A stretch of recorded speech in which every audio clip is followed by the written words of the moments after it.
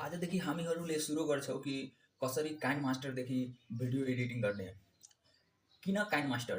किनभने हामीहरू नर्मल मान्छे भएर कुनै ठुलो मोबाइल फोन छैन हामीहरूको साथ र कुनै पनि न्यू एडभान्स टेक्नोलोजी पनि छैन। सबैभन्दा पहिला काइन्ड मास्टर इस्तेमाल गर्नुको मुख्य कुरा यो हो कि कहिले पनि त्यसमा ल्याग हुँदैन, कुनै पनि सिस्टम क्र्याक हुँदैन, ल्याकिङ कमै देख्न मिल्छ त्यसमा।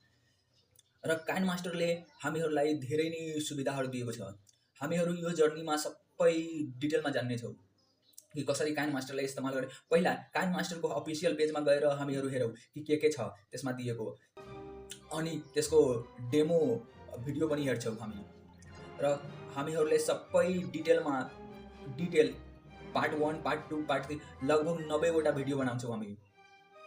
पुरै A to Z काइन्ड मास्टरको हामी सर्ट भिडियो गरेर पुरै सिक्छौँ कि कसरी काइन्ड मास्टरलाई चलाउने।